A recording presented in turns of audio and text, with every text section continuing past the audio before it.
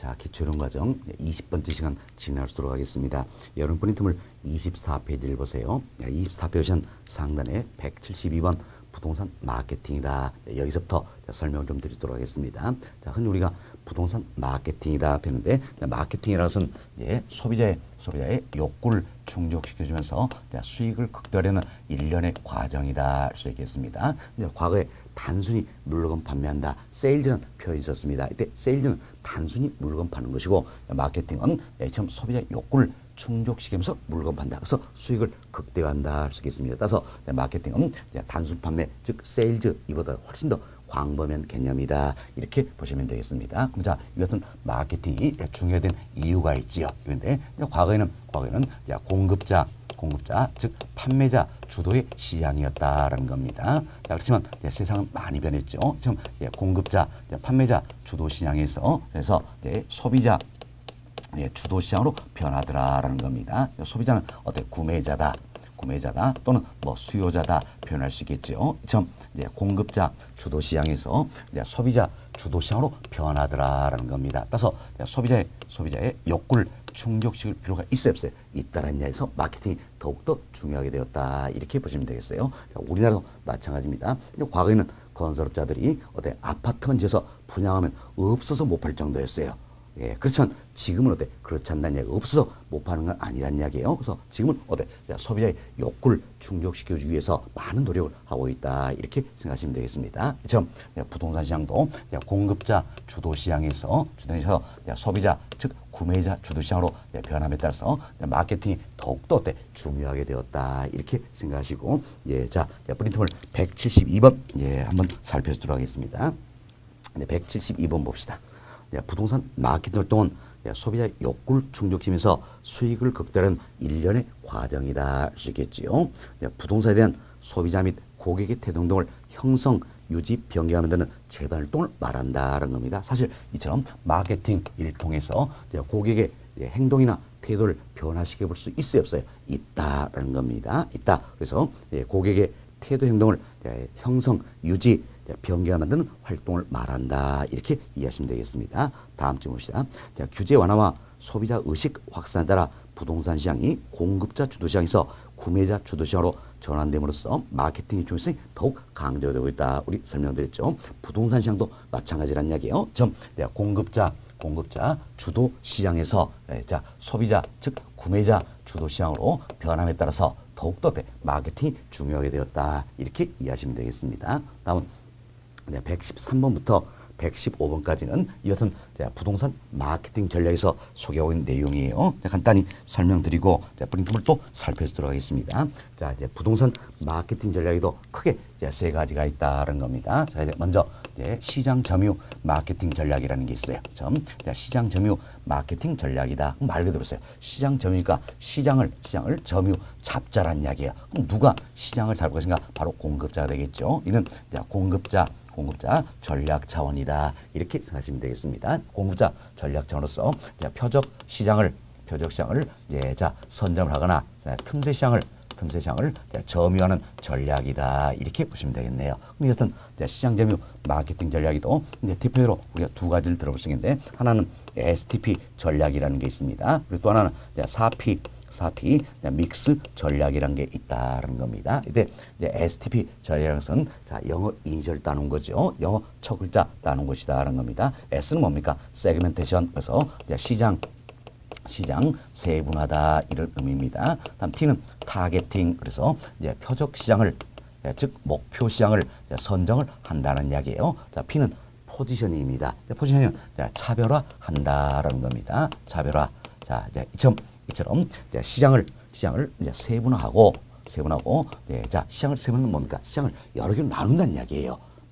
시장을 세분하고, 이 중에 우리 회사에 맞는 고객들을 찾아야 되죠. 그래서 표적 시장을 선정을 한다라는 겁니다. 자, 그리고 제품을 차별화한다는 겁니다. 시장을 세분화하고 세분된 시장에서 표적 시장을 선정하고 제품을 차별화해서 마케팅을 극대화시키겠다. 이것은 아주 고전적인 전략이 바로 STP 전략이다. 이렇게 보시면 되겠습니다. 다음 4P 믹스 전략이라는 게 있어요. 자, 이는 P자로 시작한 거 네 가지가 있다는 얘기를 적절히 섞어보겠다는 이야기예요. 그래서 따라서 P자로 시작한 네 가지가 있다. 먼저 플레이스, 자 유통 경로라는 거죠. 유통 경로. 다음은 프라이스, 가격. 다음 프로덕트, 제품. 다음은 프로모션, 판매 촉진이다. 뭐 줄여서 뭐 촉진 이렇게도 표현하겠지요. 판매 촉진처럼 유통 경로, 가격, 제품, 판매 촉진 제 측면에서 차별을 기하겠다는 데서 마케팅을 극대화시키겠다. 이게 바로 4P 믹스 전략이다. 이렇게 보시면 되겠어요. 흔히 마케팅 믹스 전략이다. 이렇게 표현되는 겁니다. 그래서 유통 경로, 다음 가격, 제품, 판매 촉진 제 측면에서 차별을 기해서 마케팅을 극대화시켜 보겠다. 이 전략이 바로 이제 4P 믹스 전략이다라는 겁니다. 이처럼 STP 전략이나 4P 믹스 전략이다. 모두가 어때? 시장 점유 마케팅 전략의 하나가 된다 생각하시고, 여러분이 STP 세 가지와 4P 믹스 네 가지 이걸 잘 구분하셔야 되는 겁니다. 자, STP 세 가지는 뭐가 있습니까? 시장 세분화, 다음 표적시장 선정, 다음 차별하다 할 수 있겠죠? 반면 4P 믹스 네 가지가 있죠. 뭐가 있습니까? 유통 경로, 가격, 제품. 제품은 상품이다 표현할 수 있겠죠. 다음 판매 촉진이다. 이렇게 보시면 되겠어요. 특히 여러분들이 이분 조심하세요. 자, 차별하다, 즉 포지셔닝. 자, 이는 어떻습니까? STP 전략 중에 하나가 되겠지요. 다음 판매 촉진입니다. 프로모션. 자, 판매 촉진 뭡니까? 4P 믹스 전략 중에 하나다 생각하시고, 여튼 STP 세 가지 뭡니까? 시장 세분화, 표적시장 선정, 차별화. 다음 4P 믹스 네 가지, 유통 경로, 가격, 제품, 판매 촉진이다. 이걸 잘 구별을 좀 해놓으시기 바라겠습니다. 자, 이처럼 시장 점유 마케팅 전략은 공급자 전략 차원이다. 그렇지만 소비자를 중시하는 마케팅 전략이 나오게 된다는 이야기예요. 지금 소비자를 중시하는 마케팅이란다. 이게 바로 뭡니까? 고객 점유 마케팅 전략이다. 이렇게 보시면 되겠어요. 고객 점유 마케팅 전략이다. 이는 소비자를 중시하는 마케팅 전략이다. 이렇게 보시면 되겠습니다. 자, 고객이니까 소비자를 중시한다는 겁니다. 그래서 이제 아이다 원리에 입각하고 있다 생각하시면 되는데, 아이다 이 부분도 영어 첫 글자 따놓은 겁니다. 그런데 A는 뭡니까? attention. 그래서 주의 또는 주목을 끄는 단계다라는 겁니다. 다음 I는 뭡니까? interest. 자, 흥미를 느끼는 단계가 되겠죠. D는 desire. 욕망을 불러일으킨 단계다. A는 action. 행동에 옮기는 단계다. 즉 계약 체결하는 단계다라는 겁니다. 그렇죠? 소비자는 물건 산데 각 단계를 거치더란 이야기예요. 그래서 주의, 주목을 끈 단계, 흥미를 끈 단계, 욕망을 불러일으킨 단계, 행동 단계다. 각 단계를 거친다는 이야기. 그래서 각 단계마다 소비자와의 심적인 접점을 말해서 메시지 톤이나 강도를 조절하면서 마케팅 효과를 극대화시키겠다는 겁니다. 결국 아이다 원리에 입각해서 소비자의 욕구를 충족시키는 마케팅 전략이 바로 뭡니까? 고객 점유 마케팅 전략이다. 이렇게 이해하시면 되겠습니다. 자, 다음은 관계 마케팅 전략이라는 게 있다라는 겁니다. 근데 자 보세요. 부동산은 오래 쓸 수 있는 상품이죠. 오래 쓸 수 있기 때문에 한번 구매하면 다시 구매까지 시간이 많이 걸린다냐. 그래서 공급자와 소비자 관계가 일회성에 그치고 싶다. 이런 반성으로 나온 게 바로 관계 마케팅 전략이다. 그래서 관계 마케팅 전략 여기서는 공급자와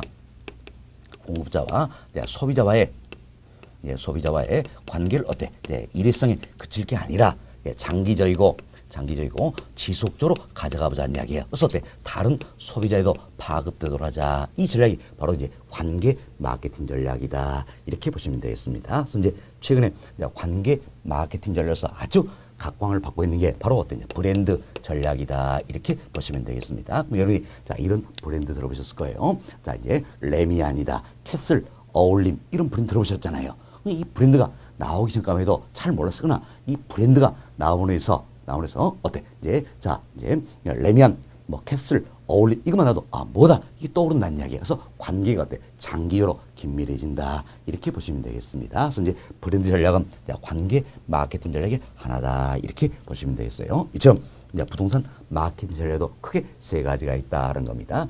시장 점유 마케팅 전략, 다음은 고객 점유 마케팅 전략, 관계 마케팅 전략이다 생각하시고, 이때 공급자 전략 차원이 뭡니까? 바로 시장 점유 마케팅 전략이다. 다음 소비자를 중시하는 마케팅 전략이 바로 고객 점유 마케팅 전략이다. 다음 공급자와 소비자와의 상호 관계를 중시한다는 이야기예요. 자, 이게 바로 뭡니까? 관계 마케팅 전략이다. 이렇게 해서 잘 정리해 주시면 되겠어요. 이 마케팅 전략도 우리 시험 어때? 완전 당월 메뉴다 생각하시고 이런 정도 용어 정리가 되시면 되겠습니다. 자, 이제 프린트를 통해서 한 번 더 반복습 하시도록 하겠습니다. 자, 173번 봅시다.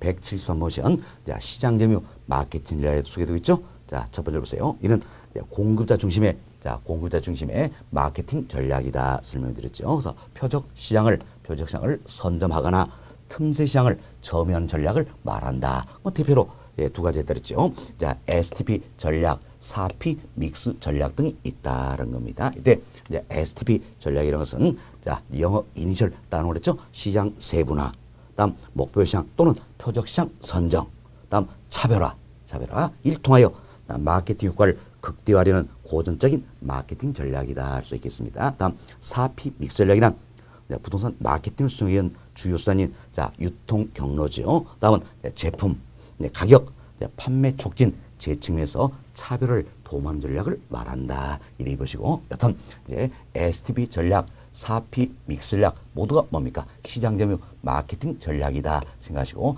STP 세 가지, 4P 믹스 네 가지 잘 구별했습니다. 한 번 더 살펴봅시다. STP 세 가지 뭐가 있습니까? 시장 세분화, 표적 시장 즉 목표 시장 선정, 다음 차별화다라는 겁니다. 다음 4P 믹스 네 가지 뭐가 있습니까? 유통 경로, 가격, 제품, 판매 촉진이다. 이렇게 잘 이해하시면 되겠습니다. 다음 174번입니다. 자, 고객 점유 마케팅 전략이다 소개했죠. 자, 아이다 원리를 적용한다. 그렇죠? 아이다 원리다. 이도 영어 이니셜 따놓은 거라 그랬습니다. 그래서 괄호를 보세요.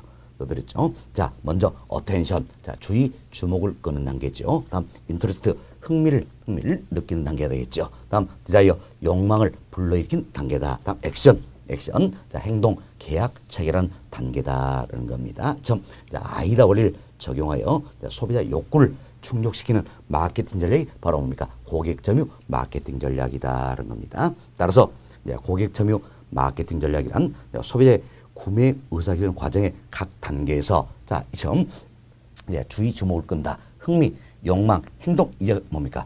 자, 구매 의사결정의 과정이 되겠죠. 지금 구매 의사결정 과정의 각 단계에서 소비자와의 심리적 접점을 마련한다는 야. 그래서 전달되는 메시지 톤과 강도를 조절하여 마케팅 효과를 극대화하는 전략이 바로 어때요? 고객 점유 마케팅 전략이다. 이렇게 이해하시면 되겠습니다. 다음 175번입니다. 관계 마케팅 전략이다 소개인데 공급자와 소비자 관계를 일회성이 아닌 장기적 지속적인 관계를 유지하여 다른 소비자에도 파악되는 마케팅 전략이라서 공급자와 소비자와의 상호작용을 중요시한다 할 수 있겠지요. 자, 브랜드 전략은 관계 마케팅 전략의 하나가 되겠지요. 그래서 마케팅의 핵심적인 요소로 부상하고 있다. 이렇게 해서 마케팅 전략 세 가지, 시장 점유 마케팅 전략이 있었죠. 다음 고객 점유 마케팅 전략, 관계 마케팅 전략 잘 이해해 놓으시면 되겠습니다. 자, 이렇게 해서 저희들이 이제 9장 관리 및 마케팅 논이다. 이분도 다 살펴드렸습니다. 자, 여기까지가 우리 교재 2편 강론 파트가 되어 있고 이제는 3편으로 넘어갈 수 하겠습니다. 3편은 부동산 감정평가론이다 라는 부분이에요. 우리 기본서 앞으로 보시게 되지만 1장, 5장까지 5개 장으로 구성이 되어 있습니다. 그런데 1장에서는 감정평가 기초이론, 2장은 부동산 가격이론, 3장은 지역분석, 개별분석, 4장은 평가 방식, 5장은 부동산 가격 공시다. 참 5개의 장으로 구성되는데 각 장마다 아주 기초가 되어도 중요한 용어 중심으로 또 몇 가지 설명을 좀 드리도록 하겠습니다. 자, 먼저 1장입니다. 자, 1장은 감정평가 기초이론이다. 그래서 용어를 좀 해드릴 수 있는데 먼저 176번 보시면 자, 우리 흔히 감정평가다 이렇게 표현하는데 자, 이제 법률에서는 감정평가 용어 정의를 어떻게 하고 있느냐 이렇게 정의하고 있습니다. 자, 토지 등의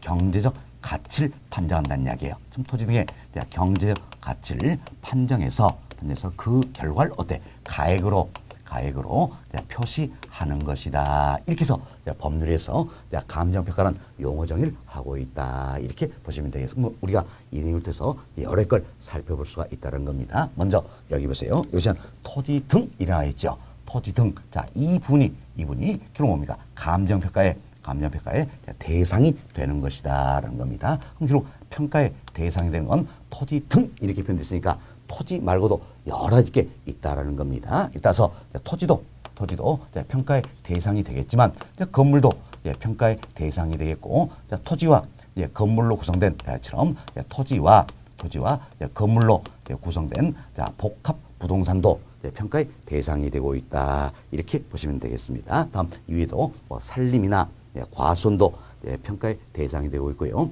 자동차, 선박, 항공기, 건설기계, 공장재단, 광업재단, 업권 이 같은 준부동산도 평가의 대상이 되고 있다. 이렇게 보시면 되겠습니다. 준부동산도 평가의 대상이 되고 있다는 겁니다. 이외에도 이제 임대료라든지 다음 영업권 그리고 동산 이도 평가의 대상이 되고 있다는 거죠. 이처럼 이제 평가의 대상이 되건 여러 가지가 있다 이렇게 생각하시고 자 이거나 기억합시다.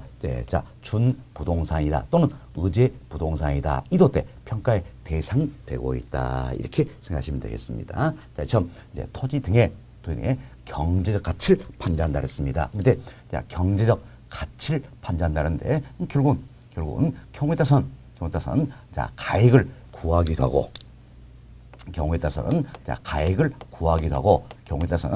임대료를 구하기도 한다라는 겁니다. 그래서 이제 감정평가 규칙이 있어요.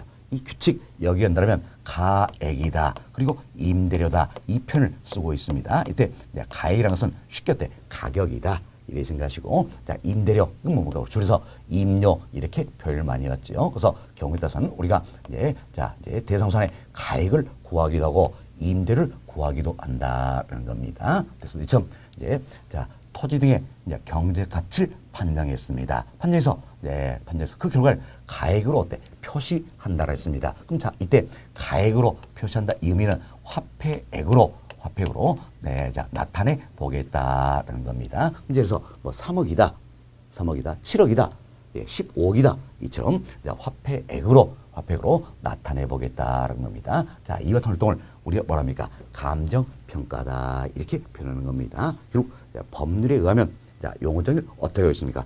토지 등의 경제 가치를 판정해서 그 결과를 가액으로 표시하는 것이다. 이게 감정평가다 이렇게 생각하시면 되겠습니다. 자, 이 내용이 176번 나와 있는 내용이죠. 프린트를 한번 보겠습니다.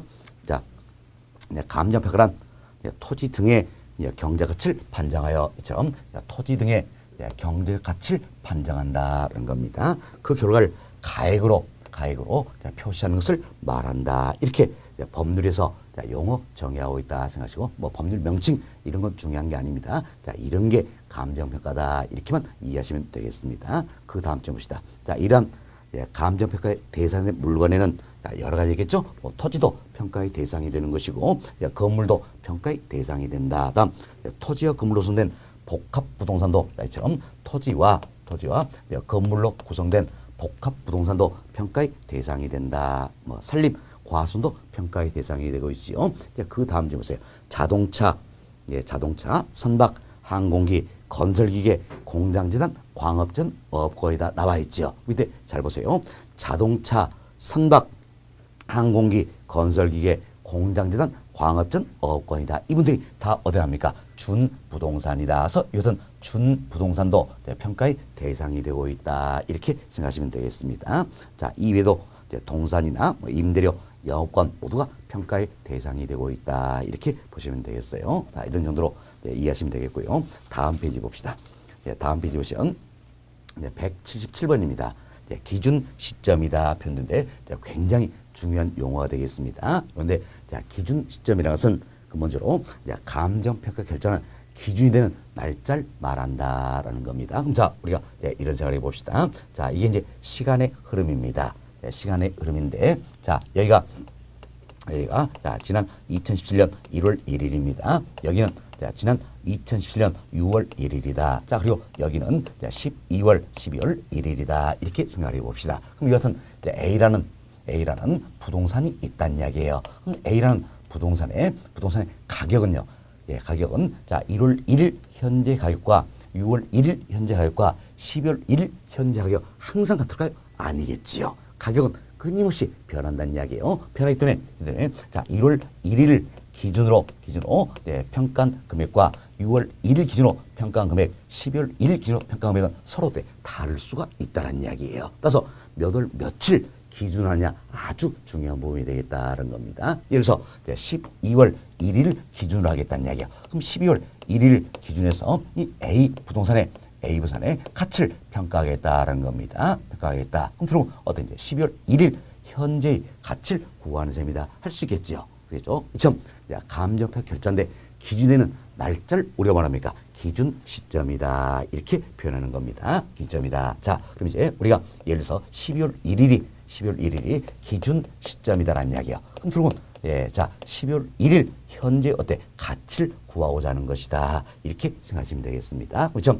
기준 시점은 언제로 할 것인가? 원칙은 이처럼 감정평가의 대상이 되는 부동산이 있다는 이야기예요. 이걸 우리가 흔히 대상 부동산이다 이렇게 표현돼 앞으로 평가론에서는 대상 부동산이다 이 표현 많이 쓸 겁니다. 이때 대상부동산은 뭐라 합니까? 평가의 대상이 되고 있는 부동산이다 생각하시고 자, 이 대상부동산의 기준 시점이 12월 1일이라면 결국 대상부동산의 12월 1일 현재 가치를 구하고자 한다 이렇게 생각하시고 기준점은 원칙은 언제란다. 이것은 대상 부동산의 가격 조사를 완료한 날짜로 한다는 겁니다. 잘 이해하세요.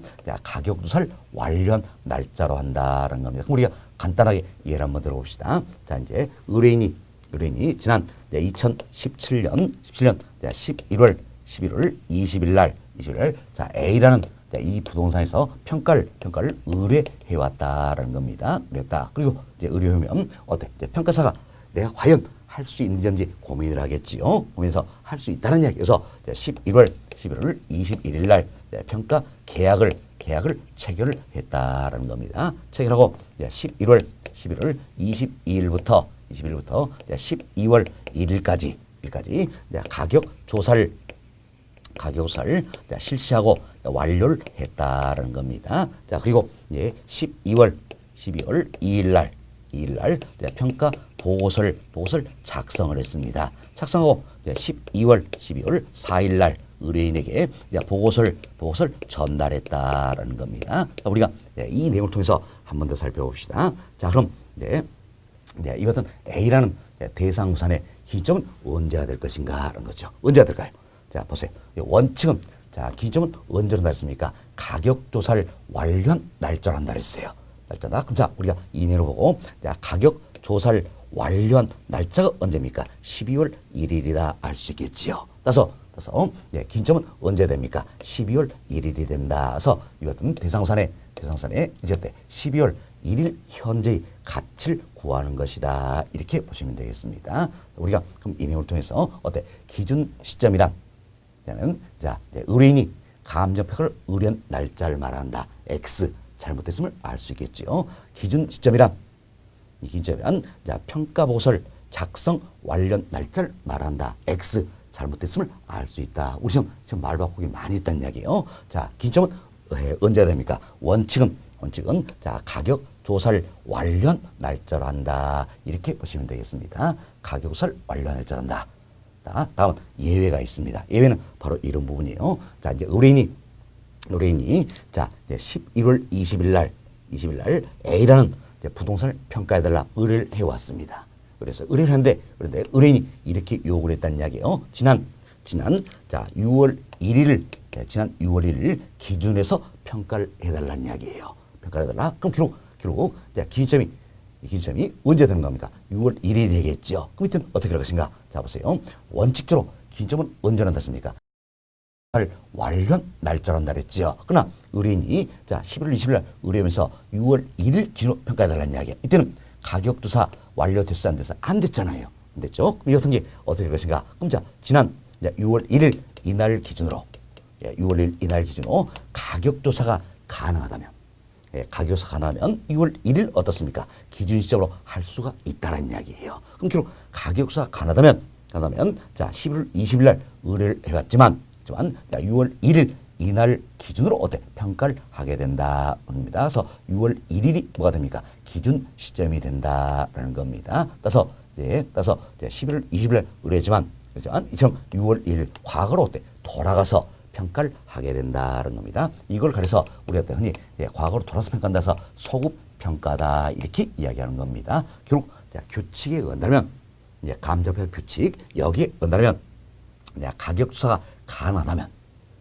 이처럼 어때? 소급 평가 허용이 되고 있다라는 겁니다. 그렇지만 자 이제 의뢰인이 6월 1일 기준으로 평가달라 했어요. 그럼 자 6월 1일 이날 기준으로 가격 조사가 어때? 곤란하다는 이야기예요. 그럼 가격 조사가 곤란하다면 6월 1일 기준으로 할 수 있다 없다? 없다라는 거예요. 없다. 결국은 이제 기준점을 미리 정했다는 이야기예요. 지금 미리 정한 경우에는 가격 조사가 어떻습니까? 가격 조사가 가능한 경우에만 자 기준으로 할 수 있다. 이렇게 해서 여러분들이 기준점 관련해서는 원칙과 예외 정확히 이해하셔야 되는 겁니다. 다시 한번 살펴봅시다.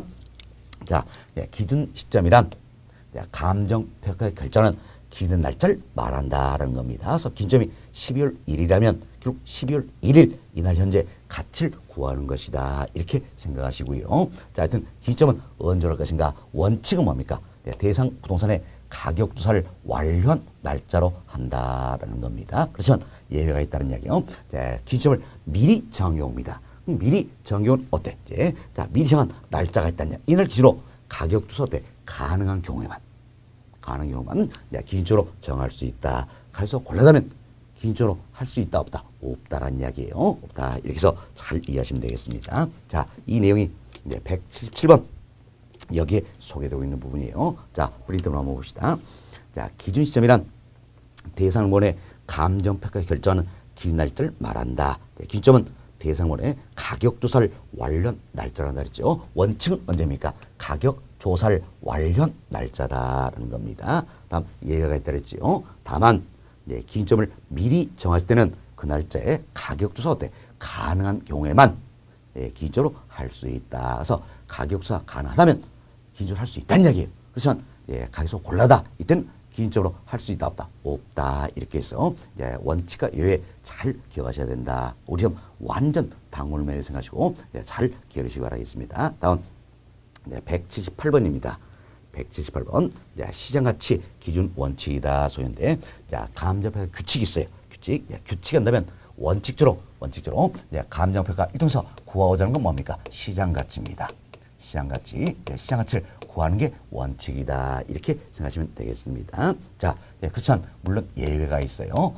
예외가 있습니다. 그래서 원칙은 시장가치를 구하는 거지만 예외적으로 시장가치 이외의 가치도 구할 수 있다. 이렇게 생각하시고 시장가치라는 것은 결국 공정한 시장에서 형성되는 아주 객관적인 가치다. 이렇게 보시면 되겠어서 이 부분도 어렵게 생각하시고 자, 규칙 여기 간다면 원칙적으로 구하자면 뭡니까? 시장가치. 그렇지만 경우에 따라서는 시장가치 이외의 가치도 구할 수 있다. 이렇게 예외가 있다. 이런 정도 생각하시면 되겠습니다. 자, 그럼 질문 한번 봅시다.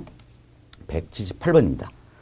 대상 물건에 대한 감정평가액은 시장가치를 기준으로 결정한다. 자, 원칙은 뭘 구하자는 겁니까? 시장가치 이걸 기준한다라는 겁니다.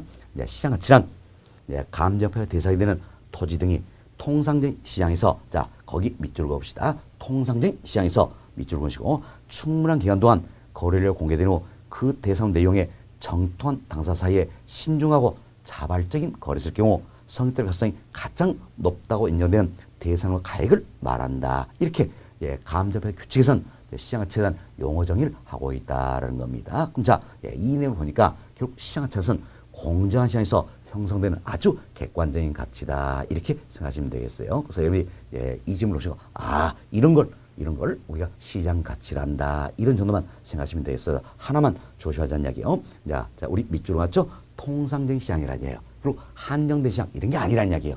통상적 시장이다. 이거 하나만 조심하시면 되겠습니다. 이 같은 시장 가치를 구하는 게 원칙이지만 경우에 따라서는 시장가치 이외의 가치도 구할 수 있다라는 겁니다. 이게 시장가치 기준 원칙이다 이렇게 보시면 되겠고, 다음 179번입니다. 자, 현황 기준 원칙이다라는 건데, 이도 감정평가 규칙 여기 속인 내용이에요. 자, 감정평가는 기준 시점에서의 대상물의 이용 상황이다. 이도 불법적이나 일시적 이용은 어때? 제외한다는 겁니다. 자, 거기 동그라미 칩시다. 불법적이나 일시적 이용은 어때? 제외한다. 제외 동그라미 쳐놓으시고, 자, 공법상 제한을 반 상태를 기준한다는 것은 기준 시점에 있어서 우리 기준 시점 배웠죠. 이처럼 기준 시점에 있어서 이용 상황 및 공법상 제한을 반 상태를 기준으로 한다는 이야기에서 기준점에서 공법상 제한을 받고 있다는 이야기예요. 그럼 제한을 받고 있으면 받고 있는 상태 그대로 놓고 평가를 한다라는 겁니다. 이 같은 걸 우리가 뭐랍니까? 현황 기준 원칙이다. 이렇게 표현한다. 이렇게 이해하시면 되겠습니다. 자, 다음 180번부터 183번까지 모아서 설명을 드립니다. 규칙이 한다면 대원칙은 개별평가입니다. 개별평가. 이게 대원칙이고, 경우에 따라서는 예외적으로 어떤지, 자, 일괄 평가도 허용이 되고 있고요.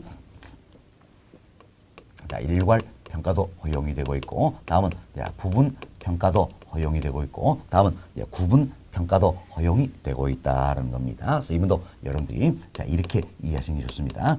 자, 대원칙은 뭡니까? 바로 개별평가예요. 대원칙은 좀 개별평가다 생각하시고, 그렇지만 예외적으로 일괄평가, 구분평가, 부분평가 등도 허용이 되고 있다. 이렇게 보시면 되겠습니다. 이때 개별평가라는 게 있습니다. 이제 개별평가는 말 그대로 보세요.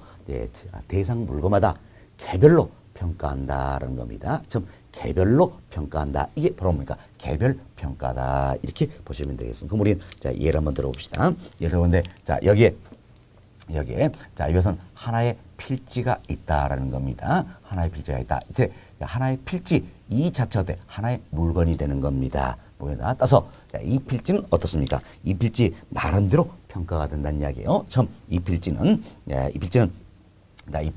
나름대로 평가가 된다. 이게 바로 뭡니까? 개별평가예요. 개별평가. 다음 또 이제 자, 여기에 이것은 또 하나의 필지가 있다라는 겁니다. 또 하나의 필지가 있다. 그럼 자, 이도 어때? 이도 자, 여기 이 부분도 하나의 필지가 되기 때문에 하나의 물건이다 할 수 있겠지요. 따라서 이 필지는 어때? 이 필지 나름대로 어때? 평가가 이루어진다라는 겁니다. 이루어진다. 이게 바로 그러니까 개별평가다라는 이야기예요. 그래서 여기 보시면 자, 이도 하나의 필지가 되겠고, 자, 이도 어때? 하나의 필지가 된다는 겁니다. 필지는 하나의 물건이기 때문에 결국은 이 필지 나름대로 평가가 되고, 다음 또 이 필지 나름대로 어때? 평가가 된다는 겁니다. 이게 바로 그러니까 개별평가다. 이렇게 보시면 되겠습니다. 자, 그렇지만 또 이 같은 경우가 있겠죠. 자, 여기 보세요.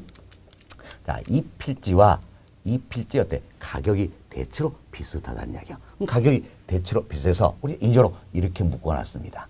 이렇게 묶어놓고 자, 이걸 가르쳐서 우리가 뭘 할 것인가 우리 배웠죠. 참 가격 순위 유산 일단의 토지 이걸 가르쳐서 우리가 뭐라 했습니까? 획지 이렇게 표현했죠. 그럼 이 사람이니까 두 개의 필지가 하나의 획지가 되는 사례다 할 수 있겠죠. 이처럼 가격 순위 유사하기 때문에 이걸 어떻습니까? 일괄해서 어때? 평가할 수 있다라는 겁니다.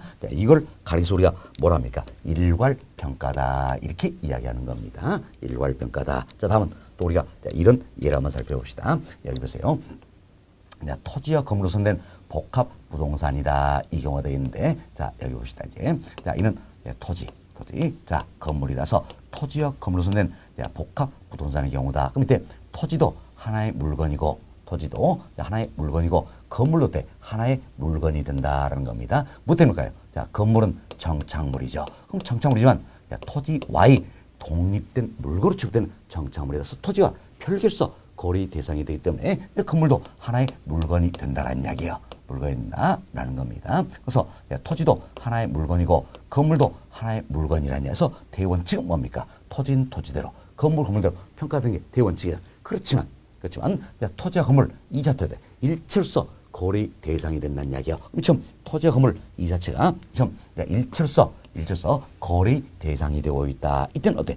토지와 건물을 일괄해서 평가할 수가 있다라는 겁니다. 토지와 건물을 어때? 일괄해서 평가할 수 있다. 이걸 가려서 우리가 뭐랍니까? 일괄 평가를 한다. 이렇게 생각하시면 되겠습니다. 자, 그래서 이해하시고, 자, 다음 또 우리 이제 자, 이런 돈 한번 살펴봅시다. 자, 여기에 자, 하나의 필지가 있습니다.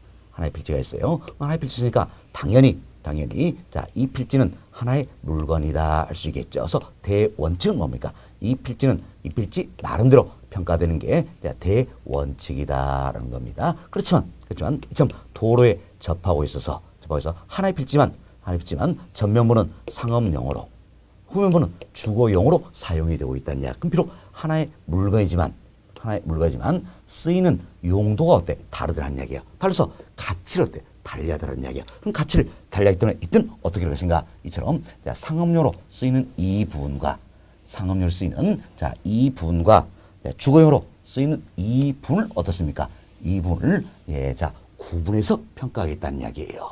구분해서 평가하겠다. 이걸 가리켜서 우리가 뭐로 표현합니까? 바로 구분 평가다 이렇게 이야기한다는 겁니다. 그래서 비록 하나의 물건이지만 쓰이는 용도가 다르서 가치를 달리하는 부분이 있다는 이야기예요. 그럼 가치를 달리할 수 있는 이걸 어때? 서로 구분해서 평가하겠다라는 겁니다. 그래서 자, 주거에 쓰인 이 부분과 상업 쓰인 이 부분을 서로 어때? 구분해서 평가한다는 이야기여서 합해버리는 전체 어때? 가치가 나오겠다라는 겁니다. 이걸 우리가 구분 평가를 한다는 겁니다. 또 우리가 이제 이런 예를 들어볼 수 있겠죠. 자, 건물만 우리가 따져봅시다. 이제 하나의 건물이에요.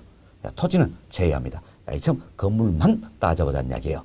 건물 따져보는데, 자, 이 건물을 보니까, 자, 이제 우리 건물만 따지는 겁니다. 그럼 건물 자체가 어때? 하나의 물건이잖아요. 물건. 그렇지만 이 건물에서 쓰이는 용도가 다르다는 이야기예요. 다르더라. 그래서 이제 아래는 어때? 상업용으로 쓰이고 위에는 주거용으로 쓰이고 있다는 겁니다. 흔히 이 같은 걸 우리가 뭐랍니까? 주상 복합 건물이다. 이렇게 표현하죠. 그렇죠? 비록 하나의 물건이지만 쓰이는 용도가 다르다라서 가치를 어때? 달리하더라는 이야기예요. 달리하더라. 그래서 이때도 마찬가지죠. 마찬가지로 상업용으로 쓰이는 이 부분과 주거용으로 쓰이는 이 부분을 어떻습니까? 구분해서 평가하겠다는 이야기예요. 자, 이 같은 경우를 우리가 뭐라 합니까? 바로 구분 평가다 이렇게 표현한다 생각하시면 되겠습니다. 자, 다음 또 우리는 이런 예를 한번 들어봅시다. 자, 여하튼 하나의 필지가 있다는 이야기야. 그럼 하나의 필지가 이 필지 자체가 어때? 하나의 물건이다 할 수 있겠죠. 그러면 여하튼 하나의 필지 내에서 도시 계획설에 저촉되어서 수용의 대상이 되는 부분이 바로 이 부분입니다. 이 부분 한 필지 내에서 이처럼 수용의 대상이 되는 이 부분이 있다는 이야기야. 그럼 지금 수용의 대상이 되는 이 부분을 어때? 이 부분을 수용하고 보상했어요. 이래서 평가를 하고자 한다는 이야기예요. 그럼 이때는 어떤지 자, 일부만 평가한다 할 수 있겠지요.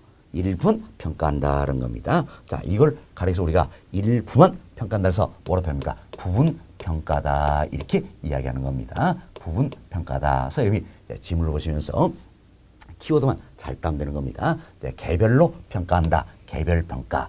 일괄해서 평가한다. 일괄평가. 구분해서 평가한다. 구분평가. 일부만 평가한다. 즉 부분만 평가한다. 이게 뭡니까? 부분평가다. 이렇게 해서 키워드만 잘 따서 정리하시면 되겠습니다. 자, 이분도 여러분들이 용어 정리만 잘 해놓으시면 크게 문제가 없는 부분이다 생각이 됩니다. 자, 그럼 프린트물 한번 봅시다.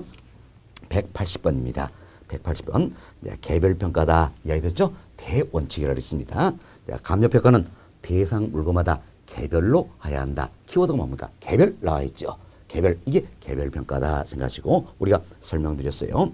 자, 필지마다 평가하는 경우다. 그래서 우리 앞서 이런 이야기 됐죠. 이도 하나의 필지니까 이 필지 나름대로 평가가 되고 또 여기는 이 부분도 하나의 필지니까 이 필지 나름대로 평가가 이루어진다라는 겁니다. 좀 필지마다 평가하는 경우는 뭡니까? 개별평가가 되겠다. 이렇게 보시면 되겠습니다. 다음 181번 봅시다. 자, 둘 이상의 대상원이 일체로 거래되거나 대상원 상원의 용도상 불가분의 관계가 있다는 이야기예요. 지금 용도상 불가분의 관계가 있다. 이거 뭡니까? 뗄래야 뗄 수 없는 관계에 있다는 겁니다. 이때는 일괄하여 평가할 수 있다. 여기도 포인트가 뭡니까? 일괄하여 평가할 수 있다. 일괄 들어있잖아요. 그래서 이걸 우리가 뭡니까? 일괄 평가란다. 이렇게 보시면 되겠습니다. 그래서 예를 들어서 설명드렸죠. 자, 여러 개의 필지가 하나의 획지가 되는 경우다. 자, 이처럼 우리가 두 개의 필지가 하나의 획지가 되는 경우를 통해서 우리가 어때 일괄 평가가 이루어진다. 이렇게 해서 일괄 평가가 이루어진다. 이걸 예를 들어서 설명드렸던 겁니다. 또 토지와 건물로서는 복합 부동산의 경우다. 이처럼 토지와 건물로서는 복합 부동산의 경우다. 이때도 일체로서 거래 이상이 되고 있다. 또 토지와 건물 이 자체가 뗄 수 없는 불가분의 관계에 있다. 그래서 이때는 토지와 건물 일괄해서 평가하겠다. 이런 게 일괄 평가다. 이렇게 예를 들어서 설명드렸던 부분입니다. 다음 182번 봅시다. 하나의 대상 물건에도 가치를 달리하는 부분은 이를 구분하여 감정 평가할 수 있다. 자, 키워드 뭡니까? 구분 들어있죠. 구분. 그래서 구분하여 평가할 수 있다. 이걸 구분 평가다. 이렇게 이야기하는 겁니다. 자, 예를 들어서 대로변에 위치한 일필지 토지가 전면 후면으로 가치를 달리하는 경우다. 우리 여기서 사례를 통해서 설명드렸던 내용입니다. 다음 주상 복합 건물이다. 또 설명을 드렸죠. 이 같은 게 이제 구분 평가가 된다. 이렇게 보시면 되겠습니다. 다음 183번입니다. 자, 일체로 이용되고 있는 대상의 일부에 대하여 감정 평가할 특수한 목적이나 함정인 이유가 있는 경우에는 그 부분에 대하여 감정 평가할 수 있다라는 거죠. 여기도 포인트 뭡니까?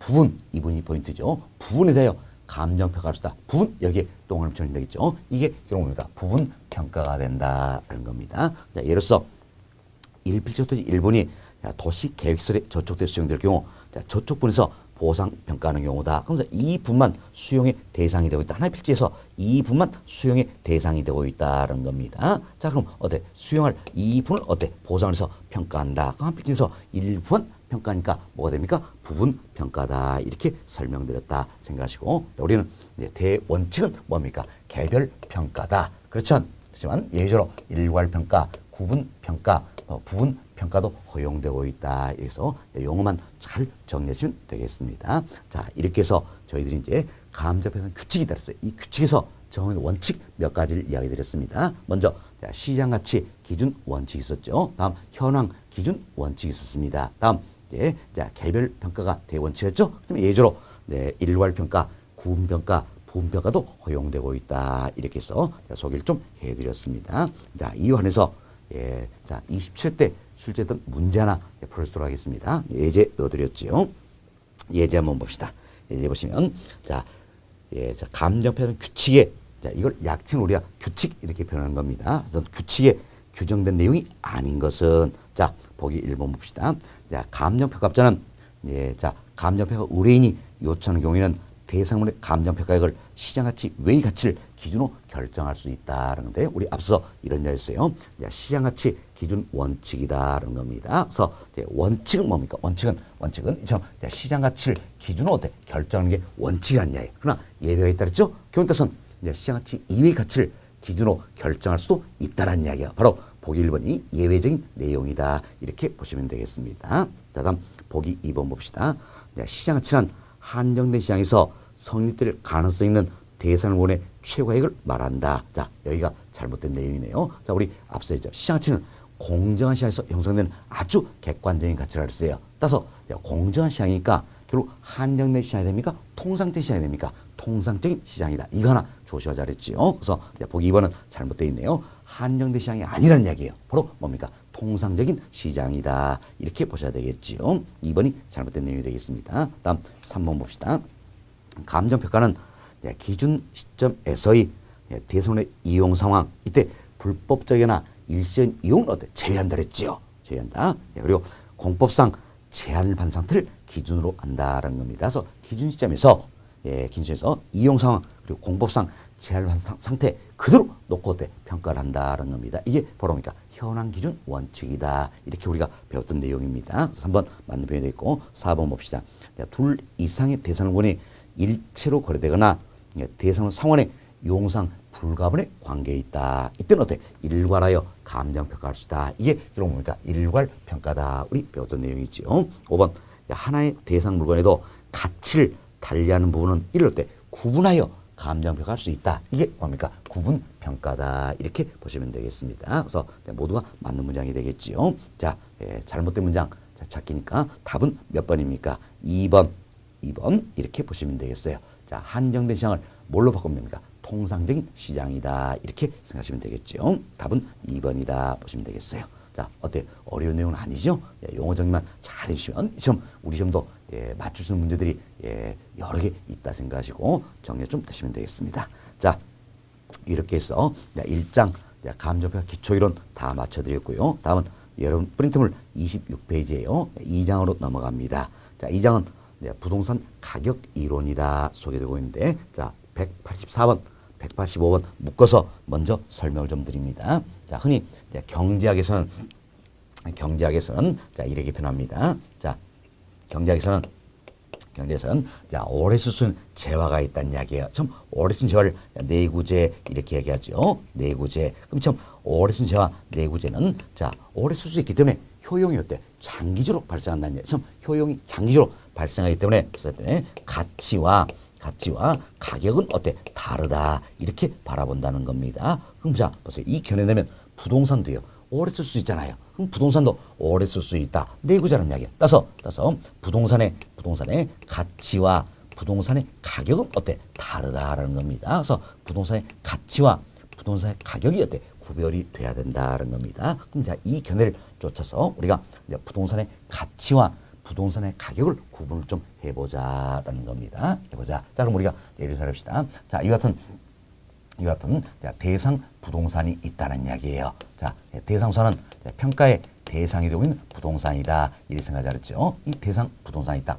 이 부동산의 가치와 가격에 대해서 이야기를 한번 해보자는 겁니다. 흔히 우리가 이제 가치 이렇게 표현데 가치는 뭡니까? value 이렇게 표현되는 거죠. 그래서 가치는 이와 같은 대상 부동산으로부터 맞아 장래 기대되는 자, 유무형의 편익이 있다는 이야기예요. 자, 유무형의 편익이 있다는 건데 이때 편익은 쉽게 어때? 이익이다 이 생각하시면 되겠습니다. 이익이다. 자, 그럼 유형적인 편익도 있고 무형적인 편익도 있다는 이야기예요. 이때 자, 유형적인 편익이라서는 자, 주로 금전적인 부분을 이야기하는 겁니다. 반면 무형적인 편익이라서는 이제 비금전적인 부분이에요. 자, 보세요. 그럼 내가 어떤 대상부산을 가지고 있으면 장래 이 부동산부터 또 어때? 정치적인 만족감도 얻어볼 수 있잖아요. 이때 정치적인 만족감이다. 참 비금전적인 부분 이걸 가리켜서 우리가 무형적인 편익이다 이렇게 이야기하는 겁니다.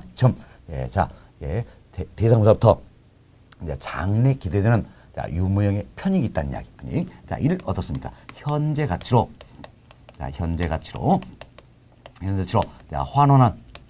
환원한 값이 있다라는 겁니다. 자, 이걸 가려서 우리가 부동산의 가치, value 이렇게 표현하는 겁니다. 그래서 가치는 것은 자, 장래 기대되는 자, 유무형의 편익이 있다라는 이야기예요. 자, 이를 어때? 현재 가치로 환원한 값을 말한다는 겁니다. 그럼 결국 가치는 것은 자, 미래를 어때? 현재로 바꿔놓은 값이다 할 수 있겠죠. 그래서 가치는 어때?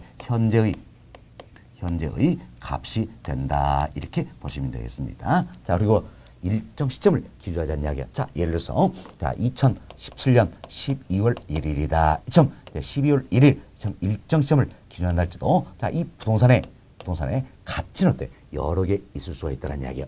일정 시점을 기준해도 가치는 여러 개 있을 수가 있다라는 겁니다. 자, 그럼 우리 이런 식으로 해보죠. 자, 해보세요. 2017년 12월 1일 현재 이 부동산에 장부 가치라는 것도 있겠지요. 또 담보 가치도 있겠고 과세 가치도 있겠고 보상 가치도 있겠죠. 이처럼 일정 시점이라 할지라도 구하오전 목적에 따라서 가치는 어떻습니까? 여러 개 존재할 수 있다. 이렇게 보시면 되겠습니다. 자, 이에 비해서 가격이라는 게 있어요. 흔히 우리 프라이스 이렇게 표현되는데 가격은 뭐라 하신가?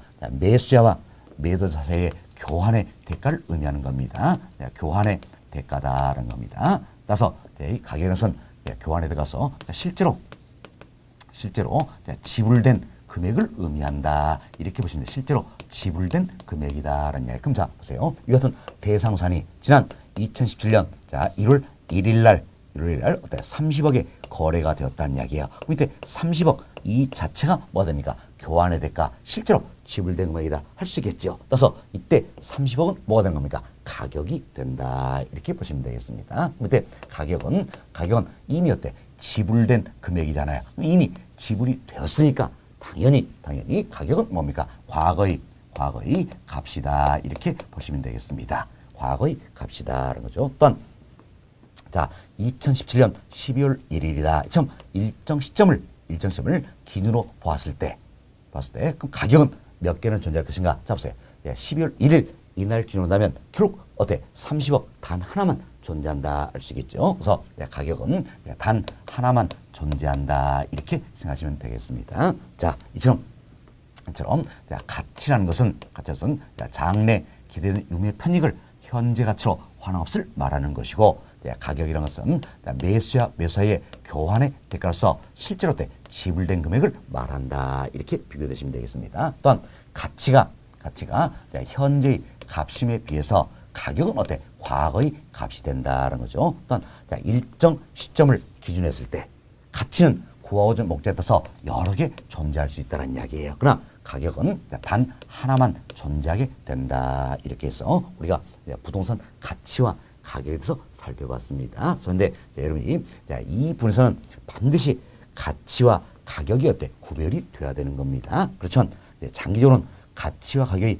같아져 버리기 때문에 사실 혼용해서 많이 쓴 경향이 있다 생각하시고 여기서만 정확히 가치와 가격을 구분해 보자 이렇게 생각하시면 되겠어요. 됐습니다. 자, 프린트물 한번 봅시다. 자, 프린트물 시간 184번입니다. 부동산의 가치다, value 소개되고 있죠. 자, 부동산의 가치는 장래 기대되는 유무의 편익을 현재 가치로 환원없을 의미한다. 그래서 부동산의 가치는 미래에 대한 현재의 값이다 설명드렸죠.